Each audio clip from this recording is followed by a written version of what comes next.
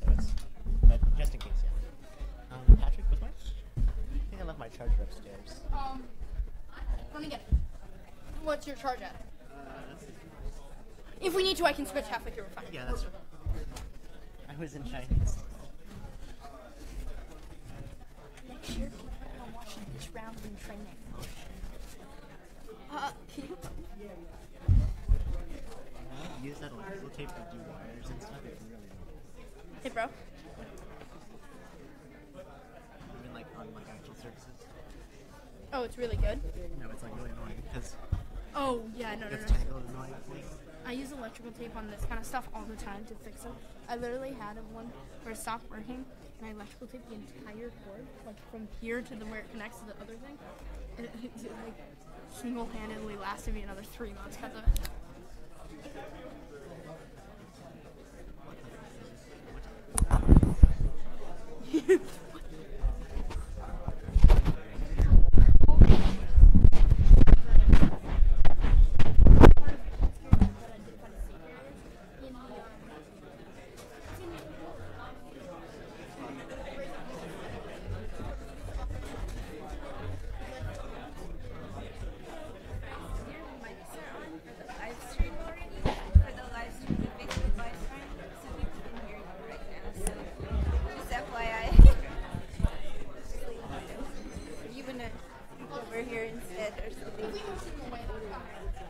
Okay, just want you guys to know.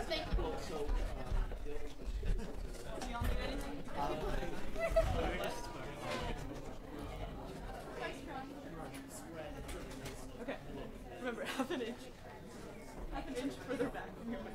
Yes.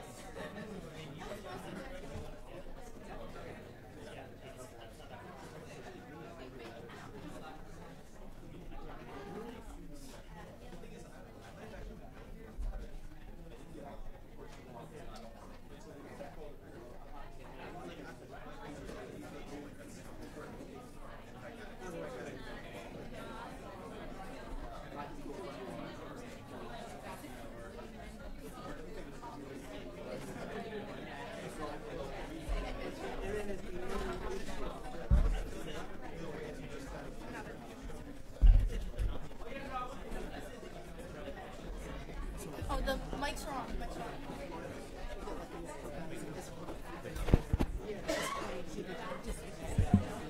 No, really don't. They make it find it as nice as going in. I'm just going to remember. Could you please write on your paper the wording of this? At this point, it's all for fun, okay? You what? Have fun. Guys, what if you ask the question? Is zero in the future or the people inside? Like, you know for die, Under health, are they required? Turkey is turkey required. Take it. And that's just something that we realize that we can be just stand. He hates pictures. Guys, be clear what you're saying and what they say. Be really clear. Safe haven, remember that part. Write that down too. Wording the resolution, the safe haven, long term versus short term. Okay? You guys are going to do good. Have fun, have fun, have fun. Okay? when I get to hold the check. I've never held the giant.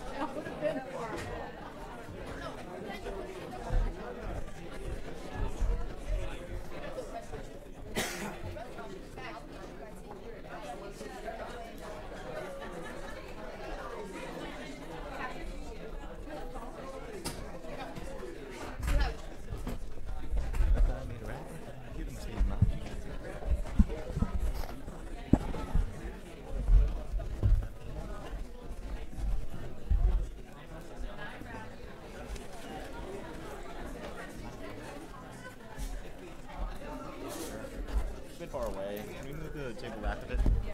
Oh, sure. Thanks. Oh, yeah. Hey, Jesse. Huh? Good luck. Oh, two. Yep. Good luck. Good luck. Patrick. You need a phone, right? You can use mine. You just disable the password. I don't know how you do that. I can do the rest of it real quick. Just for the, it's just easier so I don't have to.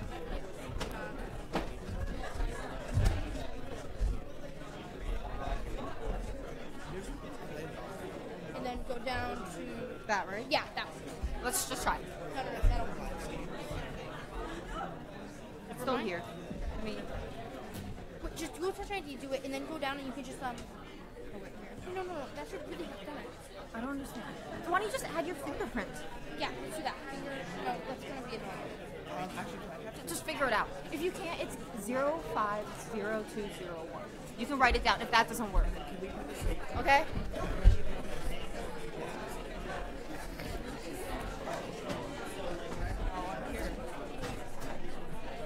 I just adapt to what she said. That's fantastic. All right, extend legal then, I see. Extend legal. Which side do you sit on? That's Henry's place. Do you sit here? I think. I'm not sure. Let me check. Yeah, that's me. Oh, that's Henry. Yeah. You're right.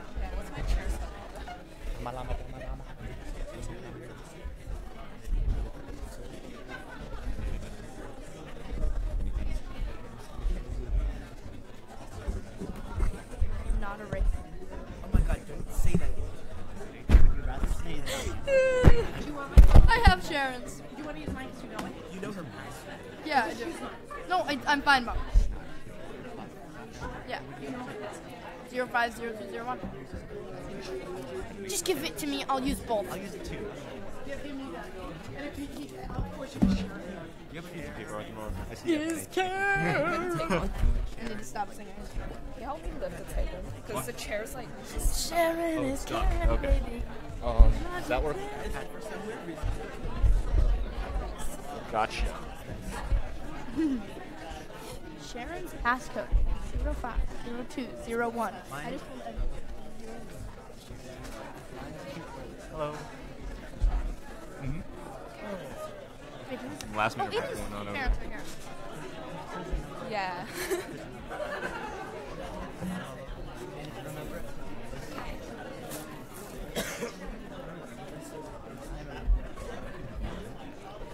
We are going out to eat tonight. Oh, actually, we're not.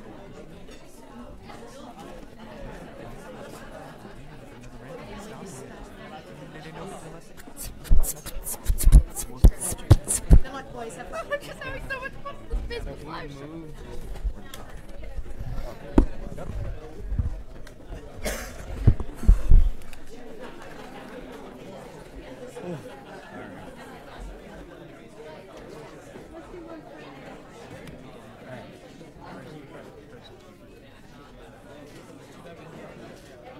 Thank you.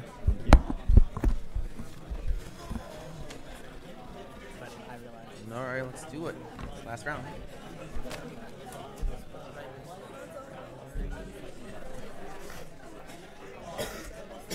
All right, let's do a formal one.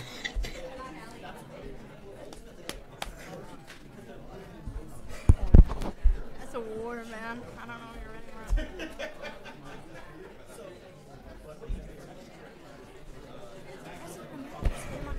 NYU. Let's kick it. Last like 5 years. some ass. One guy's been a judge. I swear my computer's going to fall apart halfway through my speech. Let's hope. Let's hope. Oh.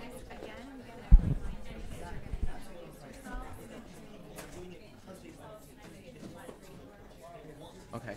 Anything else or just that? Yeah.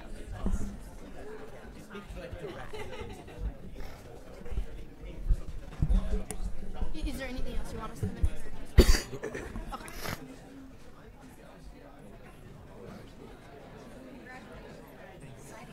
Thank you. Thank you. Patrick, do you have the sleep symptom about them? Take those? No, I didn't get it. It's on the community. Sharon posted it. Okay, I got it. I'm not going to, Yeah, he's but not it's. gonna do it, but you should probably look at it closer.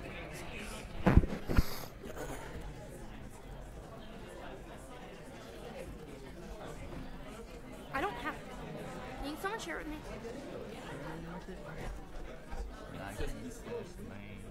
Okay. Be slow. Hey, dude. Just to clarify, you guys like the school is called Westfield Academy, right? Yeah. Okay, cool. Wait, what's your school? What's your Oh, it's called Beijing ENREACH. It's not ENREACH. really a school. It's like a debate organization. Same. Yeah. But, Oh, really? Yeah. So it's Oh, not that's But like, what is it called? ENREACH. ENREACH. ENREACH? Yep. Yeah, So just ENREACH. pronounce that ENREACH. ENREACH. Okay. Patty with 2 T's or 1 T? You. Patty is with 1 or 2 T's. I don't know.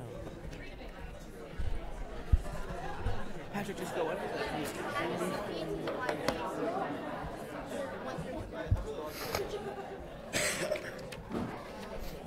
Welcome, everyone. We have a packed house. We're so glad to see you all here. On behalf of the Brewer Foundation and New York University, welcome to the 16th Annual International Public Policy Forum Final Debate. My name is Andrea Sadberry, and I'm the IPPF's Executive Director. Before we begin the final debate, I'd like to share the story of this global debate competition. The International Public Policy Forum, or IPPF, was founded in 2001 by the national litigation firm of Brewer, attorneys, and counselors. It is now jointly administered by the firm and New York University. It is the only competition that gives high school students around the globe the opportunity to engage in written and oral debates on issues of public policy. The contest is open to all schools, public and private, for free.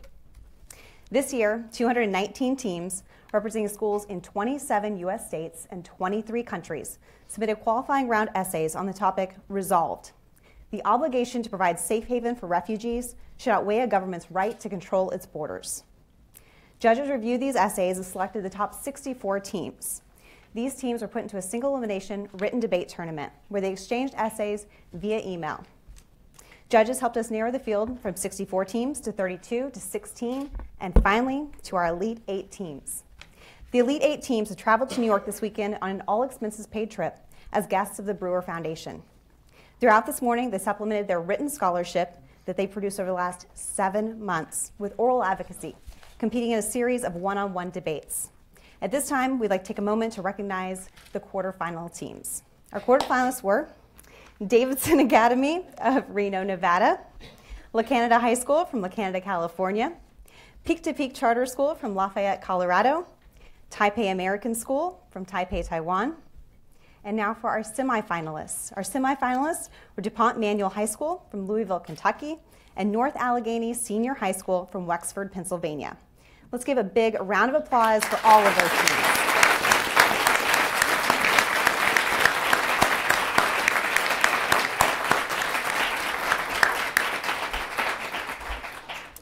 Competing this afternoon in our final debate will be Westfield Academy from West Hartford, Connecticut, and Beijing ENREACH from Beijing, China. At this time, I'm going to allow the debaters to introduce themselves.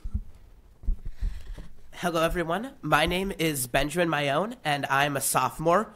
And I'm very glad to have this opportunity and excited to get this debate underway. My name is Ben Small. I'm also a sophomore, and I'm looking forward to a good debate. Thanks. My name's Patrick Henderson. When you hear it that many times. I'm a freshman, and I'm really excited for a great round. Hi, everyone. My name is Henry Gao. I'm a senior from the high school affiliated to German University of China in Beijing. Hi, my name is Michael Chen. I'm also a senior in the same school he's in. Hi, my name is Betty He, and I'm a junior at Beijing No. 2 Middle School. A big round of applause for these students.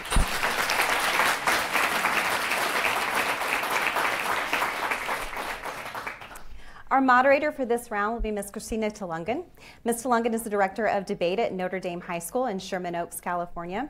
Her students have reached the elimination rounds at many leading tournaments, and 3 of her teams have qualified for the Tournament of Champions in the last 2 years. Ms. Tulungan was a 4-year CETA NDT debater at the University of Southern California. She's a longtime member of our IPPF Topic Selection Committee and is now a member of our IPPF Advisory Board. She also coached the 2011 second place and 2010 third place IPPF teams. Our judges include Mr. William Brewer, who co-founded the commercial litigation firm of Brewer Attorneys and Counselors in 1984. Since that time, he's earned a reputation as one of the most successful lawyers practicing exclusively in the field of complex commercial litigation and dispute resolution. Mr. Brewer is also chairman of the Brewer Foundation, sponsor of the International Public Policy Forum. A former debater himself, Mr. Brewer helped found the IPPF and now serves on the IPPF Advisory Board. He's previously been named Communicator of the Year by the National Speech and Debate Association. Now, Mr. Michael Posner. He is the Jerome Kohlberg Professor of Ethics and Finance and a Professor of Business and Society at NYU's Stern School of Business. Prior to joining NYU Stern, Mr. Posner served from 2009 to 2013 in the Obama administration as Assistant Secretary of State for the Bureau of Democracy, Human Rights, and Labor at the State Department. From 1978 to 2009, he led Human Rights First, a New York-based human rights advocacy organization. Mr. Posner is recognized as a leading expert in advancing a rights-based approach to national security. He's a frequent public commentator on these issues, and he has testified dozens of times before the U.S. Congress. Mr. Posner played a key role in proposing and campaigning for the first U.S. law providing for political asylum, which became part of the Refugee Act of 1980, as well as the Torture Victim Protection Act, which was adopted in 1992. Mr. Will Baker is the director of the NYU Global Debate Program based in the Stern School of Business. The Global Debate Initiative extends opportunities for debate scholarship and communication training across all 17 campuses within the NYU Global Network, from Abu Dhabi to Shanghai. In that capacity, Mr. Baker directs the award-winning NYU Policy Debate Team. Additionally, Mr. Baker is the Chief Information Officer for Baker Consulting Associates, serving clients nationally in government, finance, education, and not-for-profit services. Mr. Baker is also a longtime member of the IPPF Advisory Board. Ms. Irina Kotikova is the former executive director of the International Debate Education Association in New York. Originally from the Czech Republic, Ms. Kotikova was a national high school debate champion and represented her country at the World Schools Debating Championships. She found her true calling with the nonprofit sector and debate, most recently in the science program of the Gordon and Betty Moore Foundation. Ms. Kotikova was also a coach of the 2012 IPPF Champions Team Czech Republic. She now serves on the IPPF Advisory Board. And our last judge, but not least, Ms. Maggie Berthum. She is the Director of Debate at Woodward Academy, where she coached the 2012 National Debate Coaches Association Champions. She served on the board of the National Debate Coaches Association for 6 years and is a former member of the editorial board of the Contemporary Argumentation Debate, the Journal of the Cross-Examination Debate Association. She previously debated for Dartmouth College and the Blake School in Minneapolis, Minnesota. While at Dartmouth, she was twice a first-round at-large invitee to the National Debate Tournament, reaching the quarterfinals of the NDT and the semifinals of the CETA Nationals. Ms. Berthum is a member of the IPPF Advisory Board.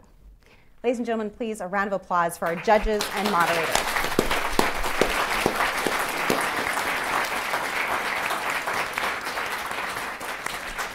A quick reminder for those of you in the audience to please at this time silence or turn off your cell phones. And at this time, I'm going to turn it over to Ms. Tulungan. Welcome, everybody. I just want to remind everybody of the format that you're about to hear today.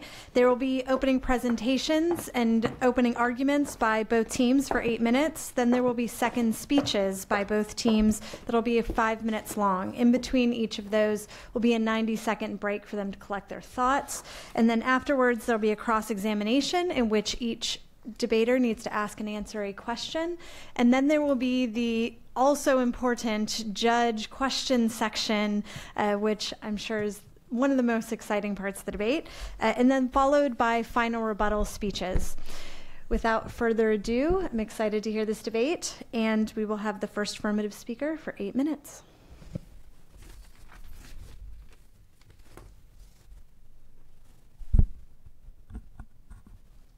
So before I begin, I would like to thank a few people here today and a few other people. So first of all, I'd just like to thank all of my teammates who are not up here debating with us today. They are crucial to getting us here, and I'd especially like to thank our captain, Seamus Connors, who was instrumental, and without him, we would not be here. Now, besides that, I would like to thank a few other parties. I'd like to thank our opponents for being good enough to get here, and hopefully for giving us a good round. I would like to thank the top 8 teams and congratulate them on going so far. I'd like to thank both the Brewer Foundation and the New York University for hosting IPPF and giving us this amazing opportunity to practice our oral and written debate skills. And I'd like to thank our parents, our coach, Ann Walsh-Henderson, and everyone else who has been so instrumental in letting us get to this amazing moment. So without further ado, our case. Everyone ready? Yep. 1 out of every 113 humans on Earth is a refugee or internally displaced, according to the United Nations High Commissioner of Refugees in 2016. That tally is greater than the population of Canada, Australia, and New Zealand combined. If countries continue to prioritize border control over refugees, that number is only going to rise. Affirmative is going to show you 3 things. 1, governments have a compelling moral obligation to provide safe haven to refugees. 2, failing to honor this obligation will result in severe harms to all nations. And 3, respecting this obligation will yield tangible and substantial benefits. Therefore, we proudly affirm the resolution that, resolved, the obligation to provide safe haven for refugees should outweigh a government's right to control its borders. We begin with definitions. We define the obligation to accept refugees according to the 1951 UN Refugee Convention, which includes the obligation to a person who, owing to a well-founded fear of being persecuted, is outside the country of his nationality, but has several exceptions, such as those who have committed a serious crime or are planning to commit one in the future. Apart from this, a part of this obligation is the obligation for those countries to help the refugees get to the safe haven. According to the HarperCollins Dictionary, safe haven is defined as a place where people who need to escape from a dangerous situation, such as war, can be protected. Affirmative advocates for every country being required to take a number of refugees that it can provide safe haven to. When nations cannot keep refugees safe, they cannot be obligated to accept refugees. 1. The moral obligation to help refugees is compelling and must be prioritized. A. Refugees are entitled to basic human rights. Refugees have no home and are incapable of protecting themselves against human rights violations. In his 2015 article, Cristiano writes that states are the most important institutions in the modern world for protecting the interests of persons. So, when refugees are not being protected by their own governments, the other governments must step up and protect them. Philosopher Peter Singer writes that if it's in our power to prevent something very bad from happening without thereby sacrificing anything of comparable moral importance, we ought to morally do it. Etzatoni explains that human life is of the utmost importance, categorically outweighing anything else, because all other rights are dependent on life. Thus, while different ethical frameworks may reason differently, they arrive at the same conclusion. States are morally obligated to provide safe haven to refugees. This provides for a compelling moral duty to refugees that outweighs a state's right to control its borders. Morally, preventing death and suffering cannot be outweighed by any harm negative may prove. B. Refugees are not responsible for their own misfortune. States have a moral obligation to provide safe haven because refugees have done nothing to cause their own suffering. People don't choose to be refugees. They are powerless in the lottery of birth, and therefore citizens of better-off societies have obligations to those who are born in greatly diminished life opportunities. As Shakar writes in 2009, this is true for the same reason it's immoral to discriminate against people based on their race or their sex. No one has control over these characteristics, so it is immoral to discriminate against them because of them. 2. Failure to honor this obligation will result in severe harms to all nations. A. Global obligations are necessary.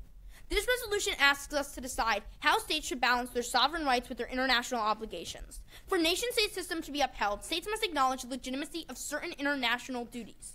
The world is far too interconnected today for a country to isolate itself by insisting it has an obligation only to its citizens. Many pressing problems such as climate change and pandemics cannot be dealt with on only a national level, writes Alberti and Bertucci in their 2003 article published by the United Nations. Nero and Jacqueline write in 2014 that if states don't accept that these obligations to others can sometimes outweigh the needs of their citizens, the world would be unable to react appropriately and solve global crises which threaten to spiral out of control. Richard Haas, the president of the Council of Foreign Relations, states in his 2017 book, A World in Disarray, that an approach to the international order premised solely on respect for sovereignty is no longer sufficient. Global problems such as the refugee crisis can only be solved on a global scale. If nation-state system based on the principle of sovereignty is going to survive, countries cannot hide from global problems behind the protection of their borders, especially if they want to preserve the integrity of those borders and their sovereignty. B. Overburdening harms all states. When states refuse to admit refugees, it forces other states to accept more than they can support. This overburdening eventually harms all states. A huge impact of Affirmative's claim is that we result in a more equal distribution of refugees than in the status quo, because on Affirmative's side, nations such as Hungary, which have not accepted refugees in the past, will be obligated to do so. The Migration Policy Institute noted in 2015 how Lebanon, Turkey, and Jordan hosted almost 4 million refugees, which terribly burdens their political fabric and infrastructure. 6 out of 7 refugees are in developing nations in 2016, according to Lagrange, who runs an international think tank dedicated to refugee issues. The disparity caused by some states being forced to take a disproportionate amount of refugees is worsening, because often it is only privileged states that have the resources to prioritize border control. Anti-refugee policy and nativist rhetoric in countries best suited to take refugees, such as the United States under Donald Trump, contribute to the crisis and will ultimately hurt even those countries. Any benefits they derive from denying safe haven to refugees will be short-term. In the long term, even those countries' citizens will be harmed as refugees flood the remaining countries. As Ignaf of Harvard wrote in 2016, overburdening heightens geopolitical instability and can result in shifting political allegiances, leaving destabilized states as we've seen in Syria, Iraq, and Sudan, which are vulnerable to terrorism, extremism, and potentially impacting the global trade. 3. Accepting the obligation yields substantial economic security benefits.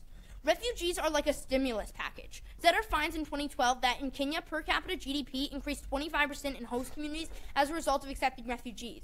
A 2012 Cleveland study found that for every dollar spent in refugee aid translated to $10 of local economic activity.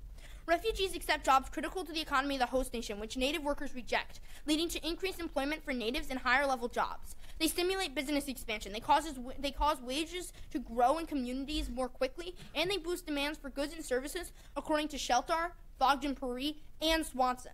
The rapid aging of Europe's workforce has caused simultaneous decrease in tax revenue and increase in government spending on pensions and health care.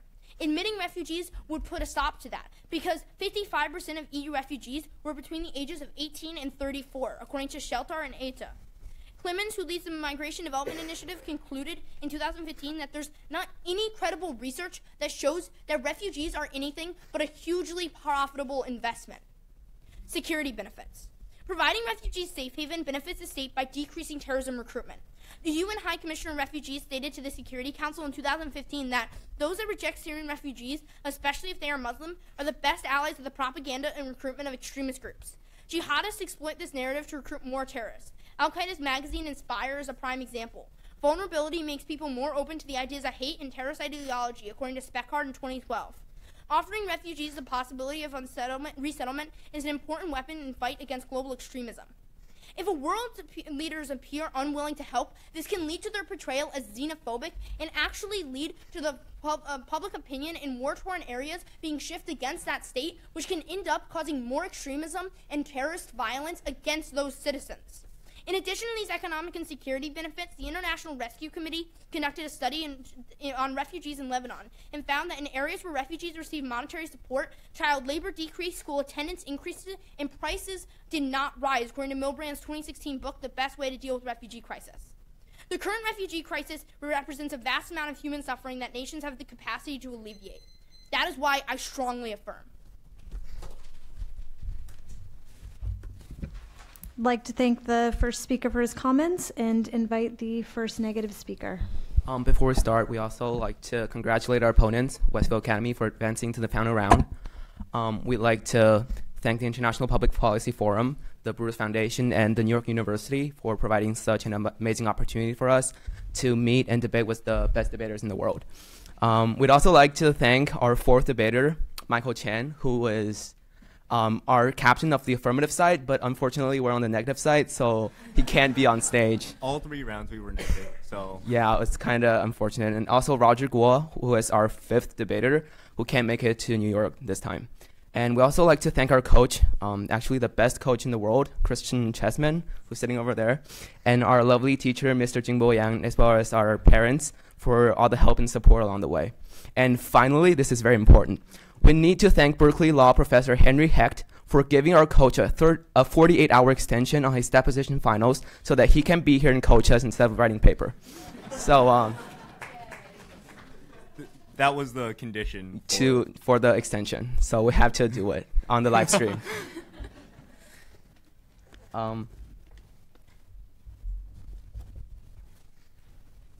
Okay, judges ready? Opponents ready? We negate the resolution. Resolve, the obligation to provide safe haven for refugees should outweigh a government's right to control its borders. We offer 2 observations clarifying the affirmative's burden. Observation number 1, obligation versus desirability. Oxford Dictionary defines an obligation as a compulsory action which is absolutely, inflexibly, and universally binding on all parties to whom the obligation applies. This definition distinguishes mere desirable courses of action from those which are obligatory. This distinction is common sense. For example, it might be desirable to eat healthy food, but it will be inaccurate to say that an obligation to eat healthy food exists. Thus, even if the affirmative prove that it is desirable to help refugees, they also must prove that this desirability morphs into a binding obligation that overbears the basic rights of a government. Observation number 2 is equivalence votes negative. The affirmative must prove that refugee obligations outweigh a government's border control rights. Thus, if you believe that the two should be given equal weight, you should vote negative. With those two observations in mind, we offer two primary reasons to negate. The first is that there are no absolute binding obligations to offer safe haven, and the second is that even if there are, an open border policy is the wrong way to meet those obligations. Contention number 1, international law. International law explicitly provides that government rights outweigh refugee rights. Subpoint A, non-obligation. No legally binding international law obliges governments to grant asylum to refugees. In fact, according to Catherine Vaughan, head of the UN High Commission for Human Rights, the right to be granted asylum has not been included in any legally binding instrument, including the 1951 Refugee Convention, which our opponents cite. While the 1951 Refugee Convention grants refugees the right to seek asylum, it does not legally compel the host countries to grant asylum. Ellen DeAngelo, a U.S. attorney for the District of Columbia, notes that this is uncontested principle in an international law. DeAngelo explains that settled notions of international refugee law establish that non-refoulement does not entitle a person to asylum. Subpoint B, international law prioritizes government rights. History and practice support the legal interpretation that rights over borders are specifically preferred over refugee rights claims. Catherine Vaughan further observes that attempts to introduce any reference to asylum and admission in the Refugee Convention were vigorously opposed during drafting. Existing practice confirms that the drafting history's intent to prioritize government rights remains the norm. According to Emma Haddad, director of UK's refugee resettlement operation, the right of states to grant or deny refugee asylum takes precedence over the right of individuals to receive it under well-settled international law interpretation. In fact, the study concluded by Ellen DeAngelo found that every single court in every single country that has interpreted international refugee law found that the treaty codifies government rights to control their borders and to reject asylum seekers. In summary, international law explicitly analyzes the balance between refugee and government rights and concludes in favor of the latter. Contention number 2, mechanism for fulfillment. Even if the affirmative wins that there is an obligation to help refugees, they must also win that safe havens are the required mechanism for fulfilling this obligation. Dr. Christopher Wellman, a professor at Washington University, explains that there are two logical inquiries: whether we must help refugees and how we must help refugees. Dr. Wellman explains that duties, even if stringent, can be fully satisfied without necessarily allowing those to whom are duty-bound entry to our country, because governments can offer various forms of assistance without actually opening their border. Thus, even if states have obligation to refugees, there is no justification for claiming that such obligations must be satisfied by overriding the government's border control, rather than by offering alternative mitigation strategies, humanitarian aids, or any other mechanism for assistance.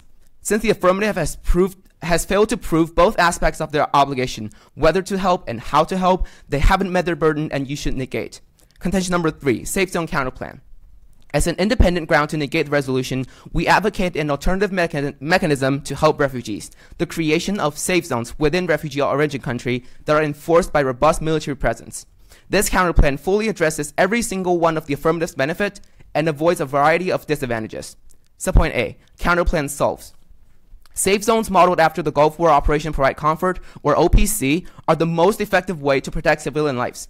Michael Eisenstadt, director of the Near East Policy Institute, explains that OPC involved the deployment of 20,000 troops from 13 countries to secure a safe haven for 700,000 Kurds in northern Iraq during the Gulf War, as well as various forms of military and humanitarian assistance from 30 donor states and nearly 50 international non-governmental organizations.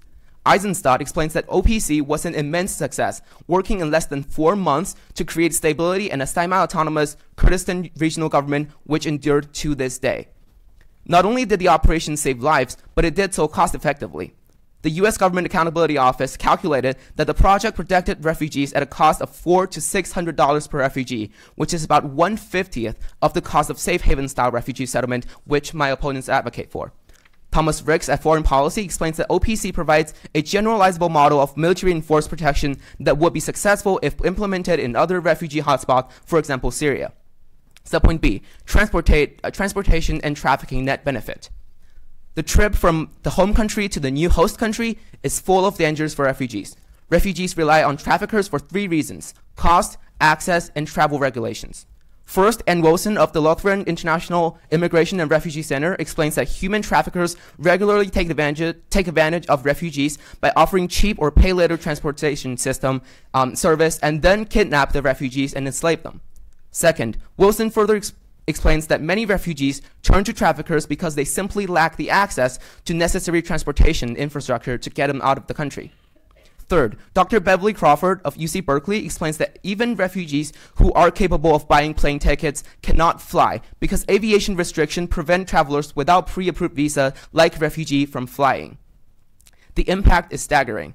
The International Business Times explains that every year, more refugees queue for the smuggler service despite ample awareness of the inevitability of abuse, since the refugees have no other transport options. The International Organization for Migration quantifies this impact. Note that there's a full 75% of refugees who attempt to flee their home country experience exploitation and human trafficking. And unsurprisingly, trafficked refugees are subject to horrifying conditions, including forced labor, ransom, and physical and sexual abuse, according to an investigation conducted by The Independent. The affirmative actively worsen these trafficking concerns by incentivizing refugees to seek traffickers to leave their home country. According to Professor David Gergen from Harvard Kennedy School, the affirmative would result in significant refugee deaths as they drown from unseaworthy vessels or from exposure to harsh elements.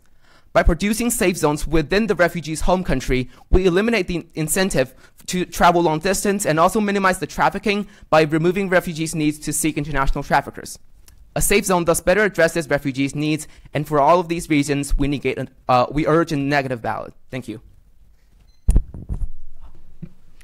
Thank you to the speaker for his comments. There's 90 seconds for the teams to confer before the second affirmative speech.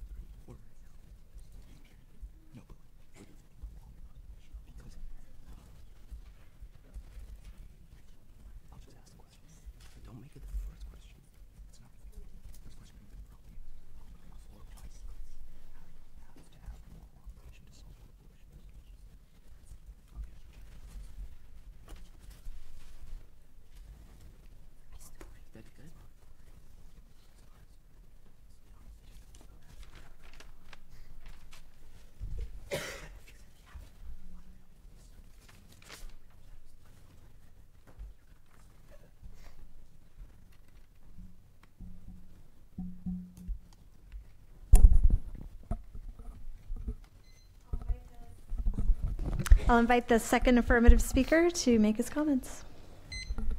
Thank you. So in this speech, I'm going to be refuting what we've heard out of side negative's contentions and showing you why side affirmative should win the debate. So first, on their observation, we have to say that this solution is the only solution that can be proposed, and we have to show that it's the only way to get these benefits. So first of all, as we look to the wording of the resolution, it says that the obligation to provide safe haven for refugees should outweigh a government's right to control its borders. We do not have to prove that this is the only solution that can be implemented to save refugees. We think that that kind of diverts the attention of the debate to whether one obligation should outweigh another right. That's what we're talking about. But even so, we still win. So their first argument is about this no binding obligation. They talk about legality. So first of all, when they cite the 1951 convention, we are not using that as like the Bible, right? We're just taking our definition of refugee from that. So we do not have to abide by every single thing in the 1951 convention. In fact, what we're arguing is that the status quo, which is the 1951 convention, is wrong and we should try and fix it, right? Just because a law exists doesn't mean we have to abide by it. Just because a certain law does not exist doesn't mean we have to follow. What we tell you is that this debate is whether or not states should act in a way that prioritizes refugees over their borders. We don't have to rely on what previous courts have said. What we're talking about is the moral and pragmatic implications of whether this obligation should outweigh.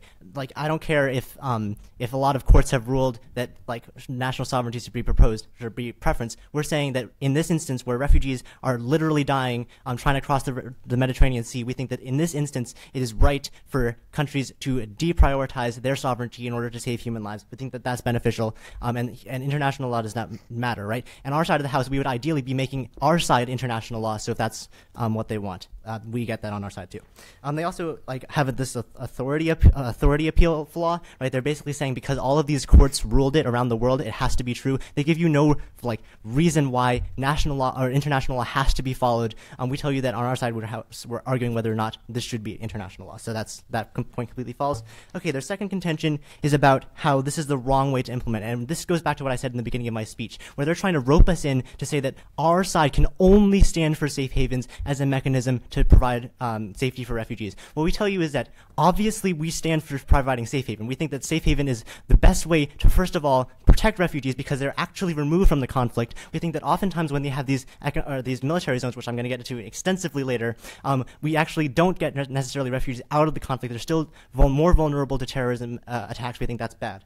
Also, we can have humanitarian aid on our side too. Like, there's nothing mutually exclusive with our side saying we're gonna deprioritize sovereignty and take refugees as asylum seekers and also give aid. Like, there's nothing that says we have to do one or the other. We think that those are not mutually exclusive. They have to show you why we are actually prohibited from doing that. They absolutely do not do that. Okay, now their last point, which is really their only offensive, and they did not really describe and like paint a picture of what these safe zones actually look like. We have 8 problems with them. I'm going to just go through them. Okay, so the first thing is this cannot work everywhere, right? We don't think that necessarily every person in a conflict who is a refugee currently is going to be able to get to these safe zones. What about people who are on boats trying to flee from Syria across the Mediterranean? Like, once they get to maybe, say, Greece or Italy, is Greece or Italy going to say, oh, sorry, you have to go right back to the conflict and go to the safe zone, which is in the country that was trying to bomb you, right? We think that these kind of safe zones are not actually going to be effective because they put these refugees back into the conflict. And let's say these safe zones have to be implemented by military. They really did not give you any picture of what this looks like. It's very, very vague on their side. But will they support military intervention from literally every single country, like the U.S. and Russia going into Syria and trying to enforce a military safe zone? We tell you this will lead to vast international conflicts, which is our third result of this, right? When multiple military entities go into a nation where there is vastly disputed territory and vastly disputed rights claims, we think that this facilitates conflict, particularly when nuclear powers are involved. I think this can be detrimental, like totally detrimental to the world order as we want it to be, right? And they tell you like, yeah. And we tell you that not like safe zones don't always work, right? We don't think they are going to be effective 100% of the time. So let's give an example of the 1995 breakup of Yugoslavia, right? There was declared a safe zone, but the Serbian government overrode it and killed thousands of refugees, right? We think that these sorts of historical examples show you why safe zones cannot be effective in all of the situations. And even if they can be in certain situations, we think that there are going to be refugees who would want to seek safe haven in other countries. We also tell you that these make marks on the map for terrorist organizations, because oftentimes terrorist organizations want to kill innocents to try and get their message across and instill fear in a population. So when there is a large number of innocent people clustered in a place in the country, we tell you that this will be detrimental. For these reasons, we are proud to affirm. Thanks. Thank you. There's now a 90-second time for conferral before the second negative speech.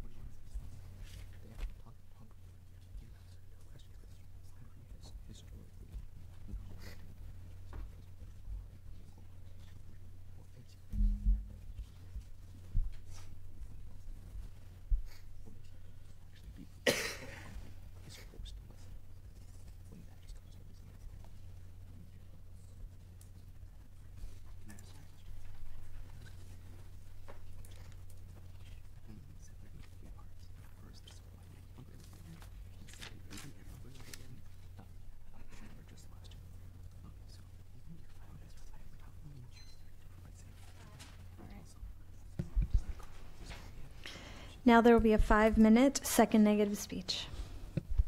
Judges ready? Opponents ready? My time starts. Now, first look at their definition about governments assisting refugees in transport. That is not topical, first of all. The affirmative is limited to how it polices the border and not what countries do beyond the border. Their interpretation is unfairly broad because it lets them do literally anything that helps refugees. Ours is more reasonable by giving an objective bright line for the scope of the affirmative that they can only change at the border. My second response is that countries have refused to offer transportation assistance to refugees. Cross-apply our Dr. Beverly Crawford evidence that says that even countries who grant asylum still impose flight restrictions that prevent refugees from flying. These airlines do not allow refugees to get on the plane unless they have a visa, and they do not have a visa until they are granted asylum at the border of the country, which creates a vicious cycle where refugees simply cannot transport to the destination country. Now look at their first contention on moral obligation. Their first response is that they do not actually access any life impacts because none of their evidence says that every refugee who is refused from a border will otherwise be killed, and there are actually many non-life-threatening grounds for refugee status. And since they never quantify a number of lives saved, do not grant them access to their framework and access to the refugees' right to life. My second response is that desirability is not equivalent to obligation as stated in our case. They only prove why it's desirable to help these refugees, but they do not actually prove any moral obligation. Look at their Singer evidence. They literally just restate their conclusion about any explanation of, first, who can decide moral significance, second, what moral issues are of comparable importance, and third, why moral issues are more or less important. My third response is that governments are actually not moral agents and thus cannot have any moral obligations. Dr. Lloyd Gerson explains that moral agency requires purpose and self-awareness of purpose, which means that governments fails this criterion because when a nation has a purpose, it is not the nation that is self-aware, but the persons who comprise it. And that self-awareness is not of each individual's own purpose, since one's own purposes may be in conflict with those of the nation. This means that governments are not moral agents and are not able to have moral obligations nor implement them. My fourth response is an extension of our second contention about mechanism. They do not justify why opening borders is the only way to meet these moral duties, and they do not prove why it is necessary. Cross-apply our Wellman card that says that even if we have duties, we can satisfy them with outside-the-border solutions like our safe zone counter plan and like food aid, diplomatic brokering, and any variety of international contributions without having to open borders. They have the burden of proof to show that it is absolutely necessary to open borders instead of any other sort of implementation of help. Also, their burden-sharing argument is simply by allocating refugees, rid these refugees of their own moral agency because these refugees do not get to determine where they are sent to, and if they are willing, if they are unwilling to go to that place, they forces these refugees to go towards wherever they are distributed. This means that even if they prove the existence of moral obligation, they do not prove in any way why it outweighs the right to border control, as we have stated in our legal obligations. That according to our D'Angelo card references how the right to border control in every single court case that has that has happened in every single state has ruled the right to border control to outweigh any legal obligations. And currently, the resolution supposes the obligations to exist, so they can't just say that it is wrong and that we need to fix these obligations. Now, moving on to their contention to their economics contention. First of all, they assume successful integration. However, that does not exist at all because their own card about rising nativism has proven how xenophobia exists very much in these countries, and xenophobia will cause marginalization that actually causes radicalization and turns these refugees who are marginalized in the host countries towards ISIS ideology. However, by implementing our own safe zone counterplan, these refugees are staying in their own countries, which means that they are already integrated and they are more likely to participate in that community. Also, none of their economic benefits access their framework of moral obligation. None of this proves all their cost cards does not prove at all why there's does not focus on the right to preserve life. Now, move on to their to our human trafficking evidence and how their burden sharing exacerbates this and thus we negate. Thank you. We'll now start the period of cross-examination between the students that will last for approximately 12 minutes. And I just want to remind students that each team member must ask and answer a question before you can start asking compound and follow-up questions. But I'll let you know when that's going to happen.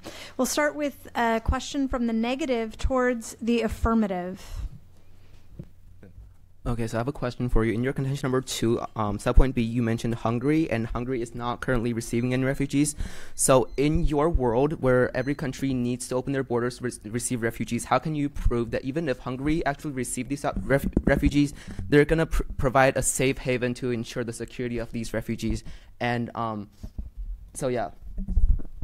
So the resolution clearly says that one obligation should outweigh a right. So the resolution does not say that a nation will be able to, or will do this. What we're saying is Hungary ought to do this, to accept refugees and prioritize their safe haven over their own borders. We think that this leads to the prioritization of human life. That's an ultimate good. We think that the marginal decrease in Hungary's sovereignty is worth the increase in human life. All right, a question from the affirmative to the negative.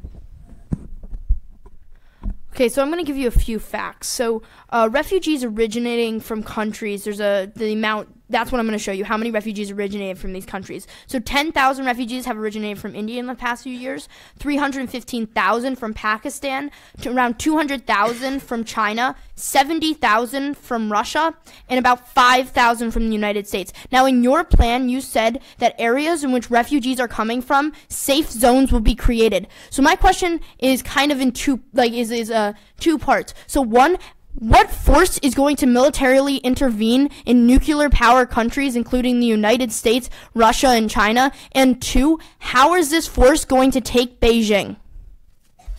All right. In response to that, so first of all, once again, reference our Christopher Wellman 2008 evidence, which says that we can provide many ways to satisfy the moral obligations to refugees if the moral obligations do exist. This doesn't necessarily mean that safe zones have to be implemented. Safe zones should be implemented in the current Syrian refugee crisis. We suggest many other ways to provide humanitarian aid for refugees, such as providing humanitarian corridors for food and water security, for example. All right, a question from the negative. Okay. So given that Bosnia is currently suffering from severe brain drain because all of its skilled population has left the country as a result of the refugee crisis, how does your economic benefit in the developed countries, which are already rich, outweigh the developing countries where refugees are coming from? Okay, so let's just talk about a few things. So first of all, to be a refugee, you have to have a legitimate fear of being persecuted if you go back to your country. So if you were asking us to say that because, you know, doctors are leaving Bosnia in too greater numbers, we should send them back to where they have a legitimate fear of being persecuted, affirmative will never agree with you, right? The reason why there's a brain drain is because Bosnia doesn't treat its citizens right, not because developed countries are taking in too many refugees, right? So on your side of the house, this perfectly illustrates the fact that your side is going to be keeping refugees in horrible conditions, in situations where they are being persecuted because countries will not take their moral obligations seriously enough to accept these refugees, right? Also, if you're saying that a safe zone where all the refugees go is any different than sending them to another country, then you misunderstand the fact that your own counterplan creates military borders between the country and the citizens, meaning that they're not going to be actually able to provide medical or legal assistance to individuals outside of the safe zones. Question from one of the Bens. So in the instances where safe zones are not feasible or applicable, and a refugee comes to the border of, let's say, Hungary, on your side, you are advocating that Hungary can turn that refugee away for any reason at all, right? Well, based on current practice, Hungary has turned every single refugee away, proving that there's no obligation for Hungary to accept any refugees. This disproves the resolution because we prove that there's no obligation in the first place. That's a presumption the resolution makes. We disprove the presumption, thus disproving the resolution. Question from Betty. All right. So you talk about the economic benefits of refugees in those host countries, right? So are you implementing these refugees as tools and thus dehumanizing them simply for spurning economic gains? We definitely do not think we're dehumanizing them. We accept that there are economic benefits, but we actually think that those are second to the moral benefits that you get from accepting refugees. But I'd also like to point out that if any side here is rejecting the humanity of refugees, it's the side that wants them to stay in Syria and get gassed and get bombed by Assad and ISIS. That's dehumanizing, not allowing them into Western nations that are going to protect their life and liberty. Question from Ben Mayone towards Henry or Betty. Sure.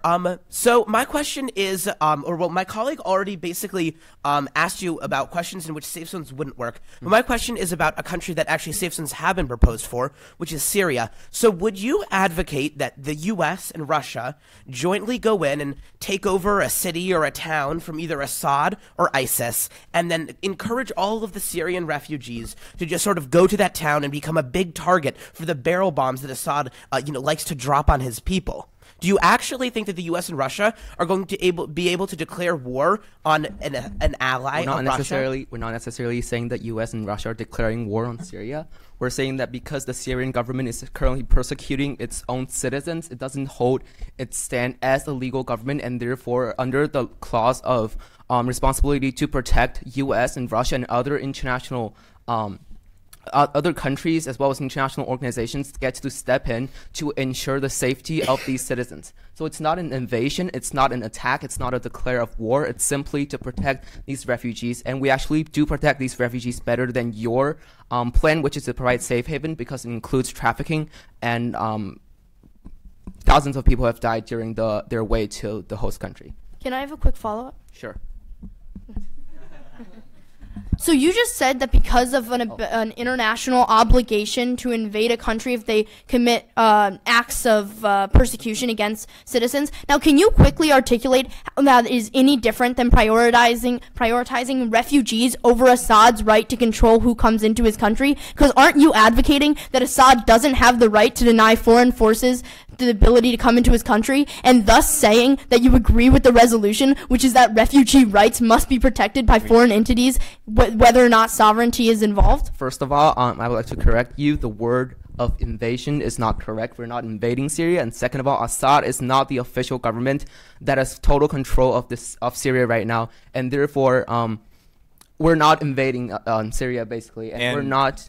And finally, the resolution only talks about a single government as its actor, which means that we're comparing whether a government chooses to prioritize refugees' rights or prioritize its own rights to control its own border. Which means that in the case of Syria, for example, Assad is not going to be prioritizing the rights of refugees, and there's no obligation for them to, because they're actually persecuting them. So basically, R2P isn't in support of the affirmative advocacy because there's only one actor in the resolution, and that actor is a country that's either choosing to let in refugees or to provide safe zones for refugees.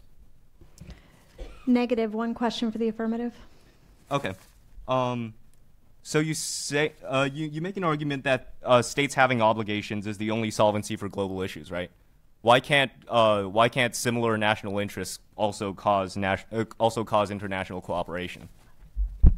So what we tell you is that there are certain instances where sovereignty can absolutely not be absolute, right? We tell you, for instance, in nuclear proliferation, where signed treaties by the international community have disincentivized or prohibited countries from pursuing nuclear armament. We see this as like a violation technically of sovereignty. However, what we see is that the international community has said that having a world without nuclear weapons is worth the infringement on sovereignty. We weigh the calculus here. Is saving thousands of people's lives worth the slight curtailment of sovereignty? We think that it absolutely is. They have to defend turning people away back to Syria, back to conflict-ridden areas. That is like an indefensible position. Can I have a follow-up? Actually, I need a question from the affirmative, and Betty, I need you to answer. So a while back in CrossX, you said that the fact that Hungary currently does not accept refugees proves that there is no moral obligation. So is this resting on the idea that just because something is one way means that it should be that way? What we are saying is that since there are actually countries not accepting refugees, and that there are countries not following any of these supposed obligations, it makes these obligations not universal and not binding. Can I have a follow-up? Sure. So, like, just because someone doesn't follow the law, does that mean that the law shouldn't exist? Well, we see that humanitarian reasons have historically always never been a predictor of when actors choose to intervene in other countries. So we don't see how that would create an obligation if countries never follow the obligation. And also, governments aren't even moral agents, so they can't Negative. have moral obligations. Negative, would you like to ask your follow-up question? Okay, sure. So the follow-up question was, states were still exercising their sovereign rights in signing the nuclear non-proliferation treaty, correct? Exactly, and a sovereign nation is deciding whether it should prioritize So helping the nation refugees. decides for itself, correct? Like, to prioritize refugees over border control. Yeah. Like, we're not going to force people to do that. We're debating this as a government, as you said, to whether or not a government should prioritize refugees over its right to control. So you're saying it's up to a government whether or not it wants protecting the rights of refugees to outweigh border control or not. Okay, so I think Negative is misunderstanding the entire resolution, right? So the resolution today says that basically that a government should decide to, right? This is about whether or not a government should. So we're operating in a world where if a side affirmative wins this debate, the governments will, right? We're operating in a world where governments, if side affirmative wins the debate, will use their sovereign right to deny themselves a small amount of sovereignty and in exchange save an unimaginably large amount of lives. And on your side of the house, you're operating in a world where if you win, the countries will use their sovereign right to send their armies in to die in Syria. So could I add to that? Actually, we're going to stop right there with spirited Mr. Henderson, and we will move to the judge question section. They'll have approximately 30 minutes. Is there anybody who would like to start? Okay, I guess I can start. So it is my understanding from the debate so far that we're comparing kind of two different solutions to this problem, neither of which are really implemented right now. So I'm kind of struggling with imagining what it's actually going to look like. So I'd like to get into a little bit more detail of how these plans will work. So first, affirmative. So you say every country will accept as many as is just technically feasible until it really just cannot. Do you think right now there are countries that are at this stage right now where you would say they would not be obliged to accept any, just to get an example of what this looks like? Definitely. So right now we view, to give an example, right? So say there's a Yemeni refugee who's coming out of their civil war and needs safe haven, right? So we're not going to send them to the Assad government. Right? We're not going to make Syria provide safe haven to Yemeni refugees because obviously that's infeasible, right? I think there's certain states in the Middle East today, such as Lebanon and Jordan, which are reaching the amount where they are overburdened to the point where they cannot provide safe haven to the refugees anymore. But my main example would be Syria. Yemen is also an example to do the reverse of that. But countries where there's active, an active reason why safe haven could not be provided, like a civil war, like mass humanitarian problems like in North Korea. Okay, I just want to follow up on that. So then, but you say refugees can choose wherever they go, and that country should or, based on your resolution, should accept them. What if, and this is hard to imagine because I would say the distribution of refugees right now is largely informed by where they can go, by where they're allowed to go geographically, or where the borders are easier to cross. If they can go anywhere, what if some countries become super popular? And if you can go anywhere in the world and you can just choose to live wherever, whether it's developed or developing for some reason, what do you think will happen? What if some countries just get too many refugees? So too many refugees. Okay, so that's the last word there was really important, right? So if it's too many refugees, as in they cannot provide safe haven to these refugees, then yeah, that country's not obligated, and in fact has an obligation to deny the refugees entrance because they can't provide them safe haven, right? But if we're talking about a situation where like maybe like Great Britain gets like 40,000 instead of 20,000, which they preferred, that would not be an example of where they could deny refugees. It is only when they lose the ability to provide safe haven and to these refugees. But it could still be a substantial number before they. Yes, so very what substantial. What if it's 500,000 to Great Britain or something? I don't know. That's fine. You know. Yeah, well, it's fine for you, but well, we are on the firm belief that states should act morally, and we think that even if there is a moderate harm, we think this is definitely a hypothetical, but even if this strange circumstance were to take place and these like relatively significant harms were to occur to Great Britain, we tell you that saving children's lives from drowning in the Mediterranean, from being bombed, from seeing their family members being dismembered before their eyes by a bomb, we think that this is absolutely worth it. You have to weigh the calculus. We win on that. Okay, thank you. I'm done. Question for the negative. I'd like to ask a question about your contention that governments are not moral actors. And I understand that you're using a particularly refined interpretation of morality and what it means to be a moral actor. Is your argument generally that governments should not take humanitarian and other moral concerns into account when crafting policies? Because that seems to be the logical extent of at least the way Henry was describing it in Cross-Ex. Okay. Do you want to? Yeah, sure. No, actually, we're saying that it's very desirable for governments to help in these humanitarian ways. However, it's not an obligation and it is not compelling. So a government has no obligation to ever respond in a way that is morally bound in any way. Yes, we are saying that because governments simply are not moral agents. So governments have no moral obligations to intervene, avoid intervening, to respond to environmental crises, to assist other countries when they are having economic disasters, to intervene in situations like genocides. None of that, all of that is desirable but not obligated? Well, I mean, there's specific obligations, for example, against genocide that are enshrined in legal norms, but those legal norms don't exist for providing refugees safe haven. Okay. Question for either team.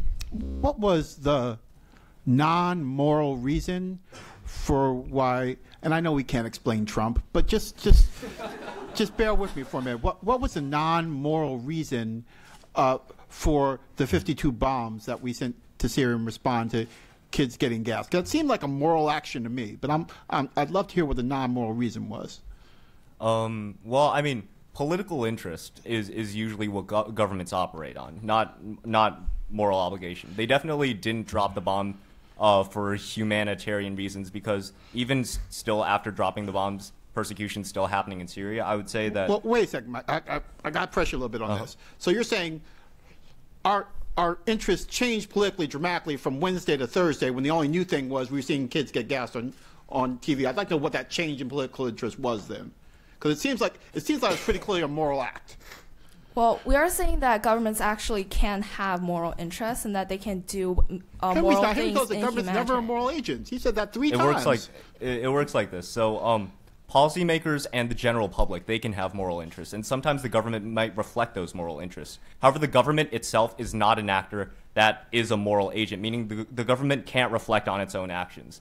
And so what this means is that there isn't a moral obligation for governments to drop bombs. There isn't a binding obligation saying that because Assad is dropping chemical bombs, that we must bomb their chemical bombs and prevent that from happening. Even though policymakers and sometimes the general public might have moral interests, this doesn't reflect a moral obligation for the government. Can I follow up on that super quickly? Okay. It seems to me like that is taking the word moral extremely literally, when the affirmative's contention could just as easily be served by the word humanitarian, the word ethical, the word as human beings, our governments ought to represent the interests of other human beings on Earth.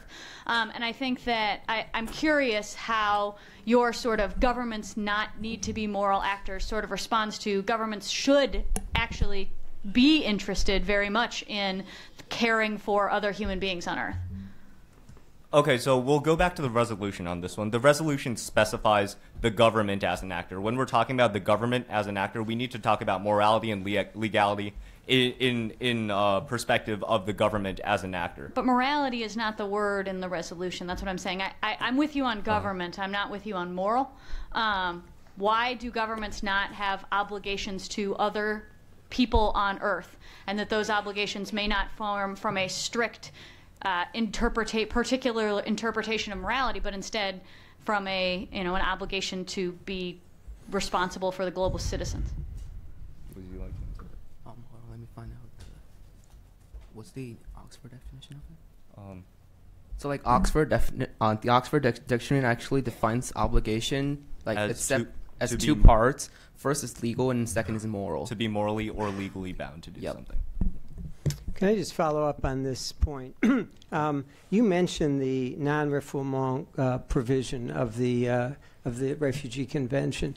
It says that you can't send somebody back to face persecution. Right. You cite the instance of Hungary. The Hungarians are not allowing people in, but they know they have somewhere else to go. What if those Syrian refugees are on the Turkish-Syrian border, and you know that they're going to be returned to face likely persecution? What if it was Hungary in 1943, and you knew that by turning Jews away, they were going to be killed in a gas chamber? Do you still have the same view of the government's obligation in turning people away? Okay, so first of all, the negative advocates for a safe zone inside the country of origin. Having a safe zone provides refugees a haven, a place of safety within their own country. According to the 1951 convention, there's a cessation clause in which, as long as they're capable of returning to their own country, or they have an internal flight alternative, that means that they aren't refugees anymore because they can seek safety within their own country. The affirmative gave two examples, Srebrenica in Yugoslavia, Aleppo. Is somebody really going to go back to Syria, to a safe zone? What does that look like? Okay, so I actually wanted to get to that. Thank you. So with Srebrenica, good job. Thanks again. So with Srebrenica, the reason why that doesn't really fit into our advocacy is because one of the reasons why Srebrenica was so unsuccessful was that there wasn't it was demilitarized. That was one of the distinctive features of Srebrenica, that the Bosnian enclave didn't have enough military power, which is why we don't support safe zones in the context of Srebrenica. We support it in the context of Operation Provide Comfort. And I'm sorry, what was your second question again? I think what I'm asking is in Syria, if you're talking about Aleppo, somebody's leaving Aleppo or Homs, where there's bombs falling every day. The idea, your example is Iraq, where there was a consensus or an agreement by the local government to protect the Kurds. That's a very different situation than Syria today, where the government's at war with its own people. And the idea of a safe haven has been discussed for 6 years now, but there's really there's not a practical way to do it in the same way. How do you do you not distinguish those two situations? I'm kind of confused. Saddam Hussein was persecuting Kurds in Iraq during the time of Operation Provide Comfort, correct? Yeah, but Saddam Hussein was gone by the time they undertook that. In the case of Syria, the government is absolutely opposed to a U.S. or a Western group coming in to provide safe haven. You'd have to really do it in opposition to the government. Right. I think that's how Operation Provide Comfort was set up in 1991. I don't think Iraq's government actually provided the go-ahead for an international coalition to enter Iraq, but it still happened and saved 700,000 Kurds' lives. So, we can see the same as happening in Syria because, once again, we don't necessarily need a delegitimized government's claim to sovereignty on the matter because they're already delegitimized in that they're persecuting their own citizens. Like to balance it out a little bit with a question for the affirmative.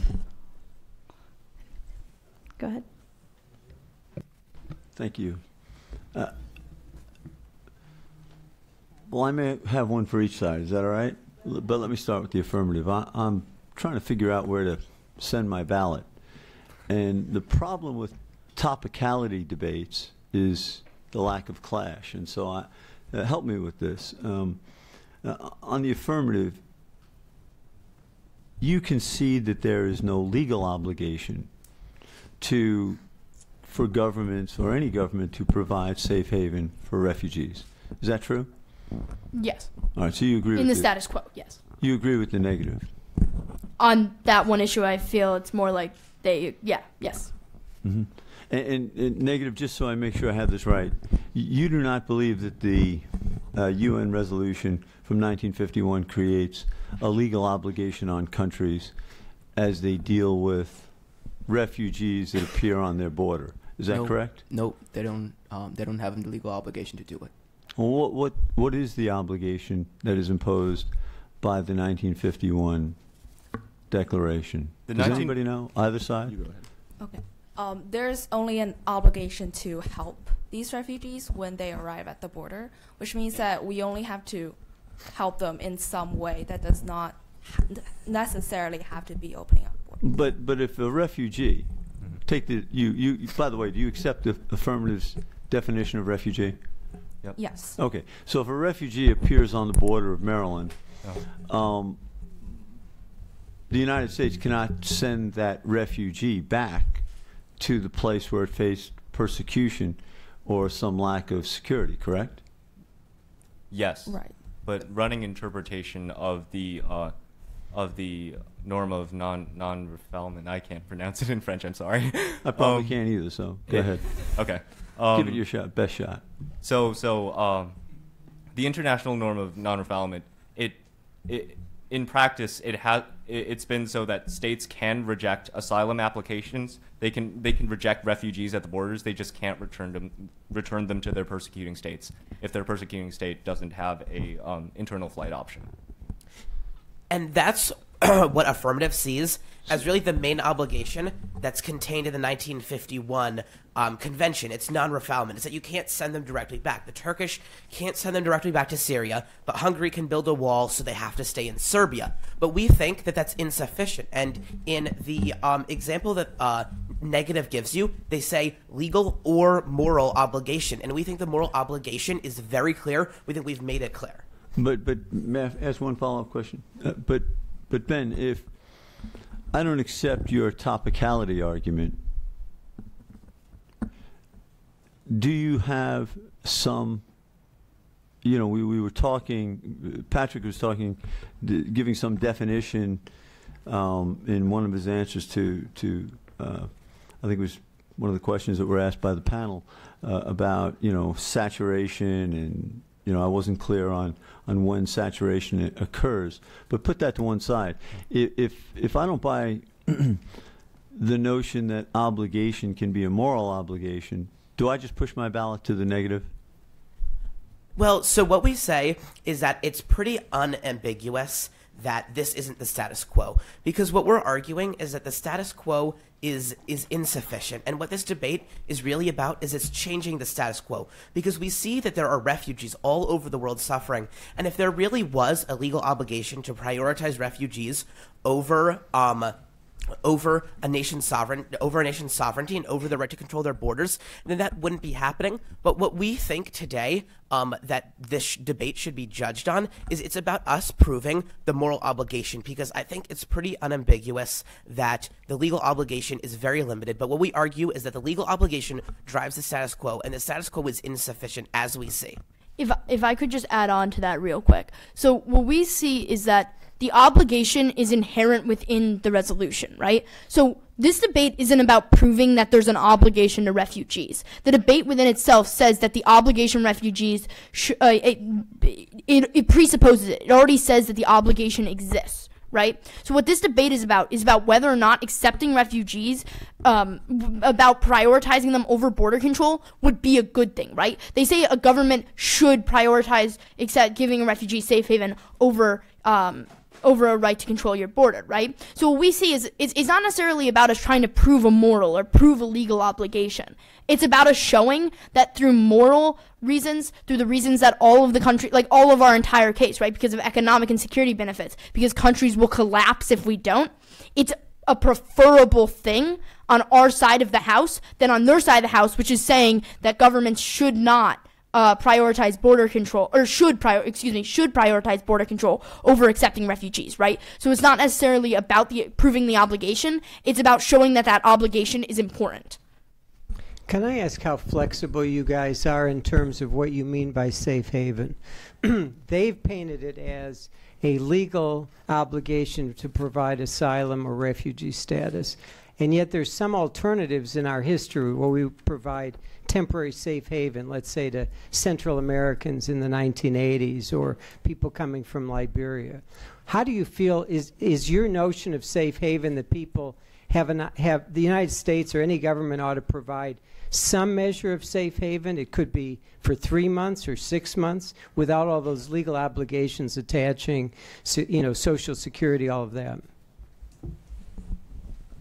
So it's kind of just depends on what the refugee him or herself is seeking, right? So what we see is in certain situations where conflicts are much more likely to be solved quickly, that would be an ability to provide safe haven to refugees. What we see is, as in the case of the biggest refugee issue right now, the Syrian civil war, we see that civil wars that were proximate to Syrian civil war lasted upwards of 20 years. So we don't necessarily see an end in sight, right? We see that no matter which side of the house you pick, we're probably not going to fix the Syrian civil war, seeing how it's one of the most complex geopolitical problems ever, right? But what we do see is that if a refugee shows up on your borders from the Syrian civil war, because because there's no real expectation that they're going to be provided, they're going to have an ability to go back to their country, then side affirmative would believe that providing safe haven in that situation will be providing refugee status and all the legal obligations which come with that. You started out the debate by telling us that 1 out of 113 people in the world, 60 million people, are either refugees or displaced. That's a pretty tall order for governments to say, oh my God, we have potentially 60 million people coming our way. How do you make that decision, and how do you make sure that there isn't a flood of people into countries that can't absorb them? So first of all, we access the unique benefits of equal distribution more equitably than in the status quo. So in the status quo, there are 4 million refugees concentrated in 4 particular nations. So that is leading to economic hardships. On our side of the house, it is far, far more likely that refugees will be more equitably distributed. For instance, nations such as Hungary, such as like the United States, who is taking far fewer than it could, those nations are going to be obligated to take refugees, and when they show up on their borders, they must take them on our side of the house. So we think that that is going to lead to more equitable distribution. And what is the alternative, right? We see that if we don't prioritize refugees over safe haven, then maybe not all of the 60 million that are currently displaced or refugees are going to be in harm's way, but a significant number will. And we think that like even a small burdening of a nation is worth saving people. In 2016, over 6,000 refugees died crossing the Mediterranean. We think that this is a moral obligation that we should try to alleviate, or moral harm that we should try to alleviate. And on the idea of, if I could just follow up with that, on You get a couple seconds. On the idea of it being, there being just so many refugees, right? We don't think that this is necessarily going to be something that's like incredibly easy, but we think that countries have to do it because we have to prevent these people from suffering and dying. We think there's a clear moral obligation to do that. Go ahead.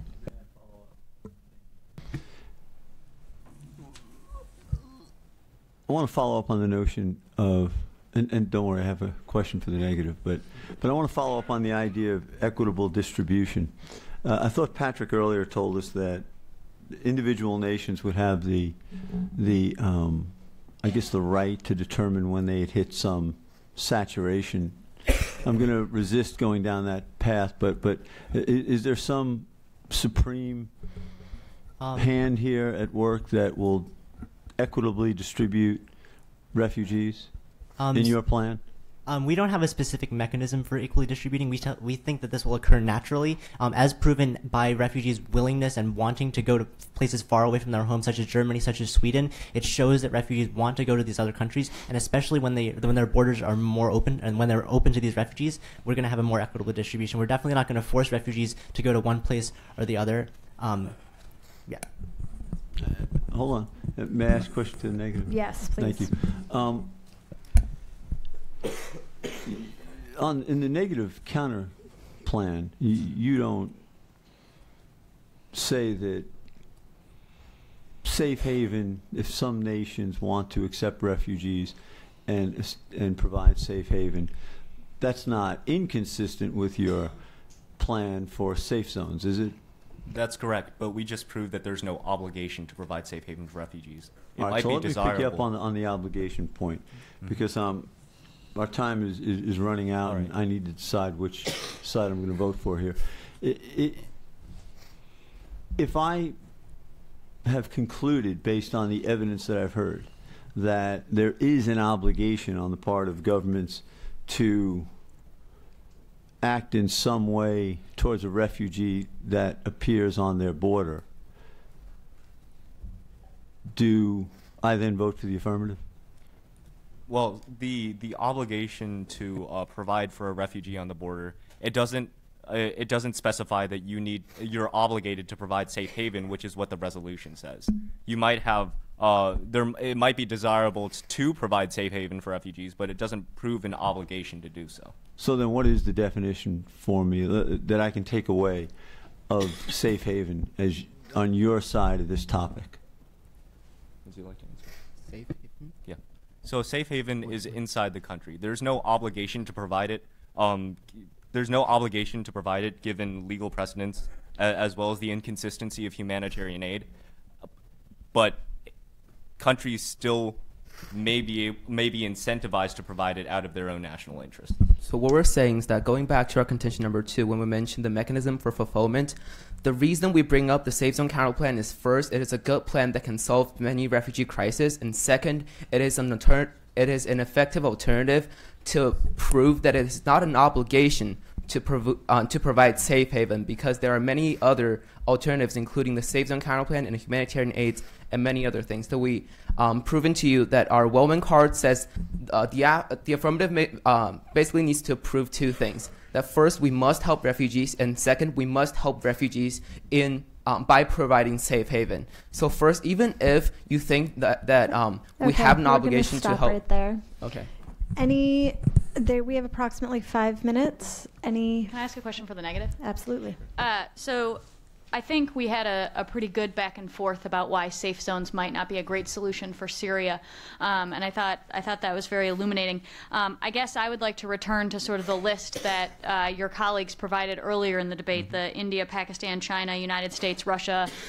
There's an obvious humanitarian crisis occurring in Venezuela. What evidence do you have that safe zones solve any of those? As far as I understand, you have a piece of evidence that says it worked in Iraq after the United States was already militarily engaged there. I'm concerned that a proposal to support safe zones would require international military intervention in that entire list of countries. What evidence do you have that safe zones work outside of that limited circumstance where a country is already militarily engaged? Thank you for the question. We'd like to once again extend our contention number 2, our Wellman evidence, which says that we can fully satisfy moral obligations if they do exist by providing humanitarian aid outside the country. This doesn't necessarily have to take place in the form of a safe zone. We decided to mention safe zone because in response to the Syrian refugee crisis. So this is tough because I understand that you're saying there are alternatives, but you haven't provided any evidence that those alternatives are successful. Like the United States and other countries do offer aid to some other countries, although obviously I think that aid is far less than perhaps it could be.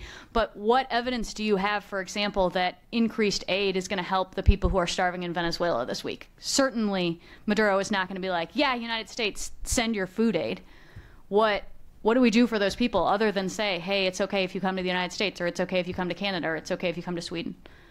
I think it's not. I think it's the affirmative's burden of proof to prove that safe haven is the only way to solve all of these conflicts they brought up. Right, but you have provided an alternative, and I don't think that you have demonstrated that alternative is successful other than in one limited circumstance in 1991.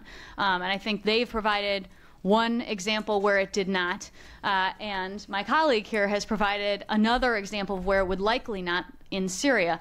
I'm asking, where do you think safe zones will work, if not in India, Pakistan, China, the United States, Russia, Venezuela, and Syria? We have evidence saying that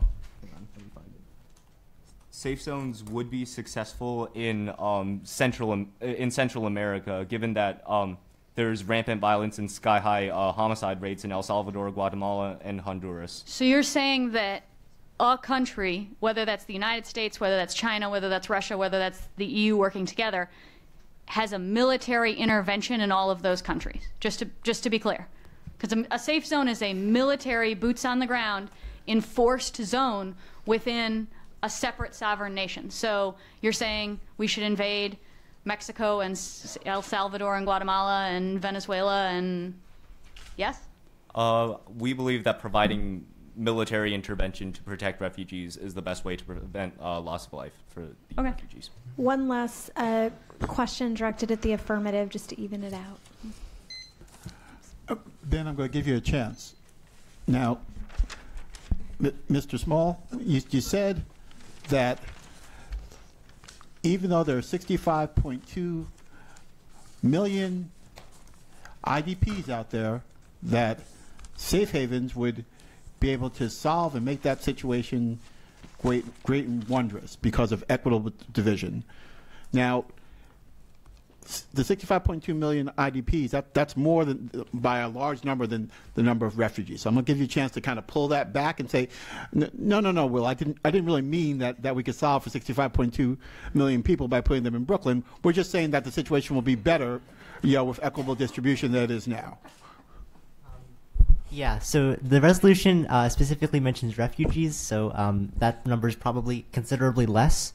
And even if there were a huge number of refugees, like 60 million, which compared to the number of refugees, I believe the number of refugees is about 21 million, so it's comparatively less. But even if there were this huge number of refugees that must be protected and their human rights upheld, we think that kind of situation comes about far more often on side affirmative than on side negative. They've literally provided like one example of where a military safe zone could possibly work, and like, are they going to put 61 million people in one like safe zone? That doesn't seem feasible. We think that our solution far better solves for these issues with large numbers of refugees. Thank you very much. That concludes our section on a great set of judge questions. We're going to move to final rebuttal statements, starting with the negative for 5 minutes. Judges ready? Opponents ready? All right. My time starts now. First of all, let's go back to the resolution, which talks about how there's how the obligation to provide safe haven for refugees should outweigh government's right to control its borders. So the affirmative is operating on the presumption that an obligation exists to provide safe haven for refugees. They're saying that this thing is taken for granted and that because of that, affirmative can advocate for burden sharing. However, realize that what negative has consistently done during this debate is proven that there is no obligation for countries to provide safe haven for refugees. And because we prove there's no obligation to provide safe haven for refugees, we disprove the resolution. So first of all, go to our legal obligations. They concede our legal obligations, and extend our Haddad 2015 evidence specifically, which specifically talks about how the government right to grant or not grant asylum supersedes a refugee's right to receive asylum from the government. Realize that legal obligation points to the fact that the border control invariably outweighs refugees' right to seek asylum. Once again, this is D'Angelo. Next of all, they talk about moral obligations. Based on the cross-examination, they seem to be standing by their moral obligation framework. But we provide you several rebuttals for why there are no moral obligations. Namely, that first of all, they don't access their life impacts because just because you leave you don't let a refugee into your borders doesn't mean you automatically kill them. Second of all, they don't prove moral obligation at all. They just prove that it's desirable. Once again, when they talk about Peter Singer. And finally, Gerson says that states are moral agents because they lack awareness of their own purpose, which means that there's no moral obligations for states. And even if there are, Wellman 2008 says that there's a way to fulfill all of these humanitarian needs without having to let in refugees. Also, here we'd like to extend our observation too, where we talk about how equivalence votes neg. Don't let them address this in the final focus because they haven't addressed it up now. What that means is because there's an obligation to provide because Haddad says that the right to borders outweighs the obligation to refugees, However, there might or might not be a moral obligation to refugees. You're voting obligations in favor of neg because of our equivalence vote neg, which says that if there's two obligations on both sides and you can't choose between them, there's no outweighing happening.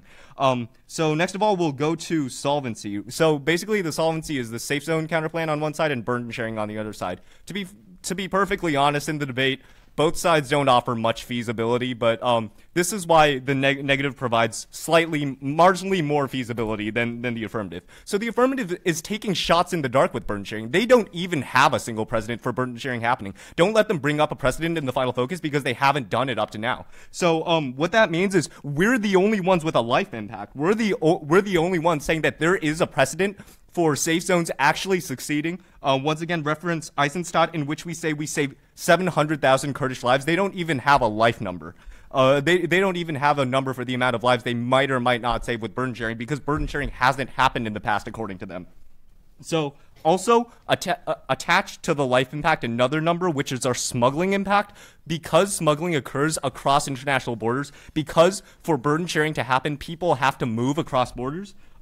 There's going to be thousands of lives lost in the Mediterranean, as they've said themselves. However, safe zones prevents this from happening because they build camps domestically inside the country where refugees come from. What this means is we reduce traveling to a minimum.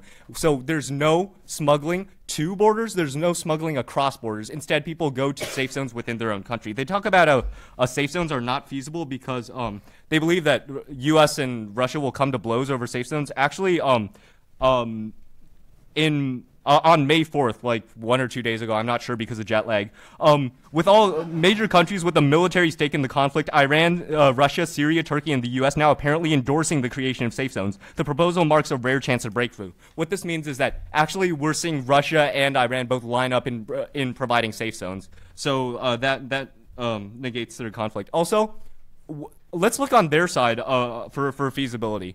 They're just assuming that every country will work together to share refugees. I don't see how that's feasible at all compared to our evidence, which says that the countries with military stakes in Syria right now are actually working together to provide humanitarian aid in the form of a safe zone. They don't provide any feasibility for how all governments will work together to share refugees. This has never happened in the past, and there's no reason to expect that in the future. So there's two reasons you're voting neg in today's debate. The first reason is we prove there's no obligation, and thus we negate the resolution in proving that the first part of the resolution isn't true. And the second is that we actually provide some semblance of feasibility in saving lives. That's why you're voting neg. Thank you. Thank you to the final negative speaker, and I'd like to invite the final affirmative rebuttal. Before I begin, I would just like to apologize. I've been a little under the weather lately, so I might be coughing through this speech. Is everyone ready? So in this rebuttal, I'm going to be looking at some of the biggest issues in this debate. I'm going to be looking at the idea of a moral obligation that states have. I'm going to be looking at the ideas of our laws and of the counterplan that has been proposed by side negative and of the idea of solvency. First, just a very quick discussion about the economics side. Negative claimed that we don't get economic benefits because we can't guarantee full integration, but if any side doesn't fully integrate refugees, it's the side that keeps them in, let's say, Syria, in refugee camps that are created by, like, the U.S. military, instead of actually allowing them to go to Germany or Sweden and participate in the economy. So, going on to the idea of the legal obligation, I would like to remind everyone that this resolution says that the obligation should outweigh the right to control the borders. It doesn't say that it does. We do not have to prove that under the status quo, countries respect the obligation that we say they have to refugees, because they don't, and that's why refugees are suffering. But we say that they do have this obligation, and that this obligation should outweigh their right to control their borders, and I'll be getting more into the specific obligation that countries have.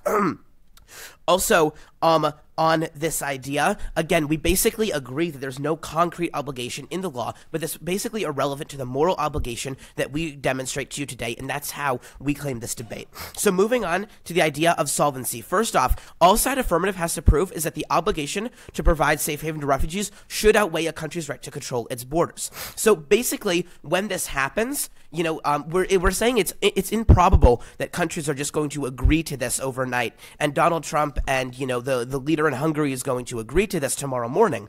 But we say that if countries were to actually recognize this obligation, which we believe does exist, then basically there are mechanisms that country has for taking refugees, and yes, maybe it would be difficult, but we believe that countries have to take them because of the moral obligation.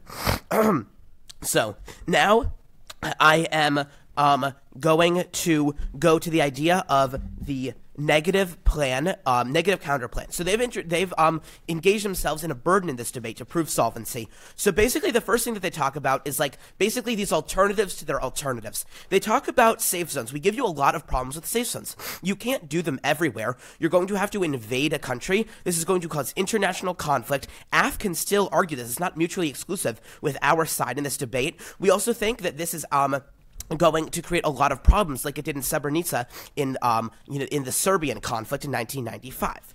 So although then basically whenever they're questioned about the problems with providing these safe zones, they say, well, we have other things like aid. But they never showed you why aid is solvent. They'd have almost no sources on why aid solves this problem or how aid alone is going to help refugees. Assad doesn't want aid for Syrians in his country. He's not going to let it in. You have to violate their sovereignty to let it in, and side negative claims to like sovereignty so much. So then side negative claims that side AF never gives you the life benefits. But we can concretely tell you that when you reject refugees, some of them will die. When you send those refugees back to Syria, or when you make them stay in Turkey, it makes it so Turkey can't accept other refugees, and those refugees have to die. I'll give you the example of the Holocaust. The US and other European countries turned away Jewish people who were fleeing Nazi Germany, and they were sent back, and many of them did die in the Holocaust. We think that is morally egregious. And this brings us to a very interesting idea, which is that side negative seems to contend that countries are not moral agents. When questioned about this, they kind of skirted around the issue and they said maybe countries should do moral things, but that they don't have an overarching obligation to do this.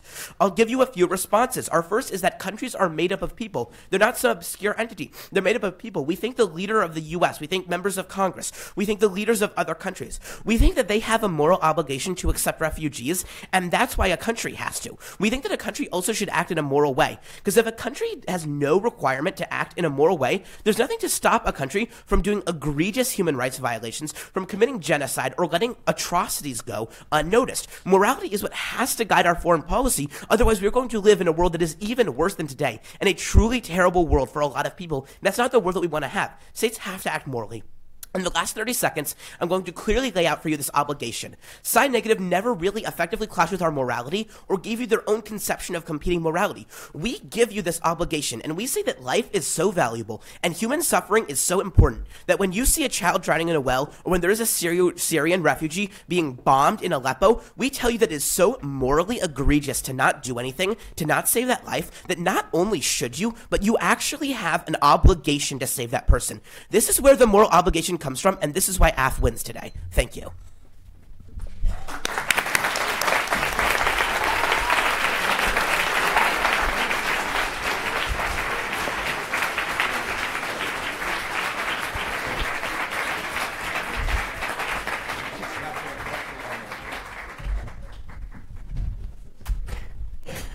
Well, we want to say congratulations to these amazing debaters, and also a big thank you to Ms. Tulungan, our moderator, and all of our judges. Let's give them a round of applause as well.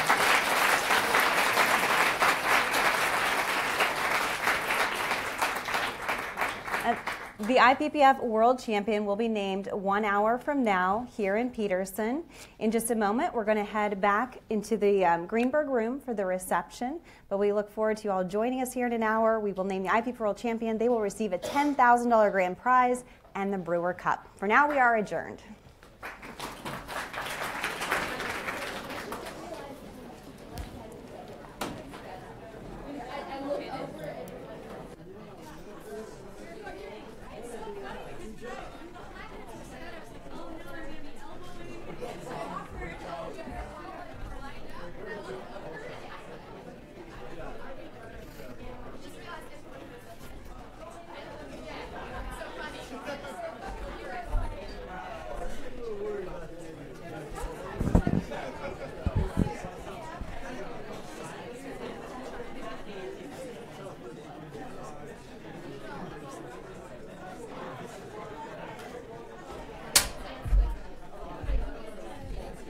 I need to sleep.